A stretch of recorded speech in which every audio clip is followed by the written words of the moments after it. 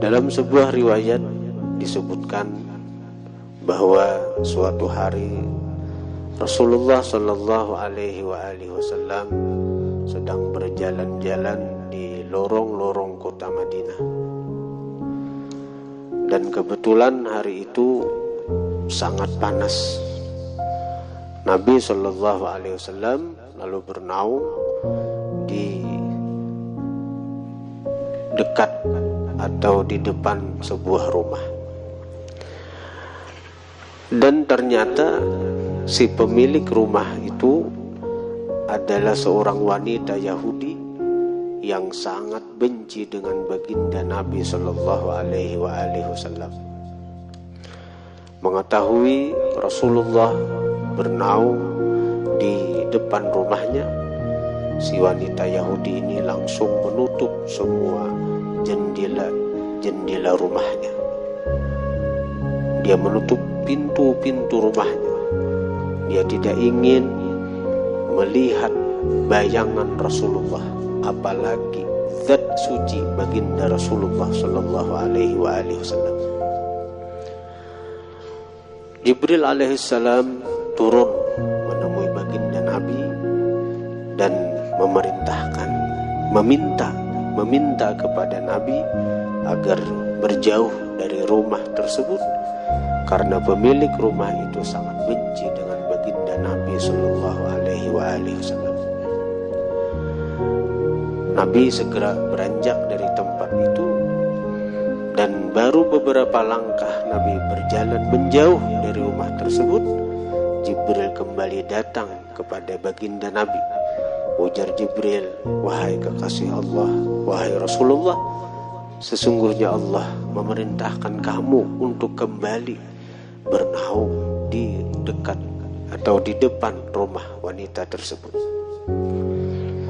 Apa gerangan?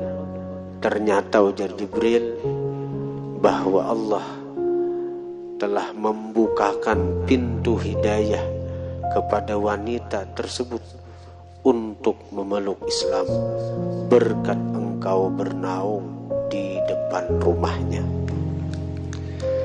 Maka Jibril kembali ke depan rumah tersebut. Tidak lama wanita Yahudi itu keluar daripada rumahnya menghadap baginda Rasulullah, dan dia menyatakan ingin masuk Islam, ingin menjadi bagian daripada umat Rasulullah Sallallahu Alaihi Wasallam. Hadirin hadirat yang dirahmati Allah, perhatikanlah bagaimana keberkahan Rasulullah. Hanya sebab beliau bernaung di dekat rumah seseorang, yang mana orang itu asalnya tercatat sebagai penghuni neraka, tercatat sebagai orang yang golongan celaka, berkat Rasulullah bernaung di depan rumahnya, maka Allah memberi rahmat kepada wanita tersebut.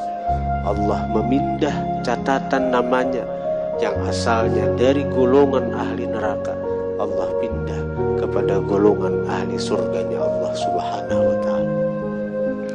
Yang asalnya si wanita itu tercatat sebagai golongan orang-orang yang celaka, Allah pindah namanya menjadi golongan orang-orang yang beruntung, orang-orang yang berbahagia dunia dan akhirat. Mudah-mudahan kita yang hadir ini termasuk orang yang dicatat oleh Allah, termasuk golongan ahli surganya Allah Subhanahu wa ta'ala. Hadirin hadirat yang dirahmati Allah, kalau hanya sebab Rasulullah bernaung di sebuah rumah, maka wanita pemilik rumah itu menjadi beruntung. Maka apa kiranya pada seseorang, kalau ada pada seseorang mengalir darahnya Rasulullah Sallallahu Alaihi Wasallam, tentu orang itu lebih beruntung lagi, karena dalam diri mereka mengalir darah baginda Rasulullah.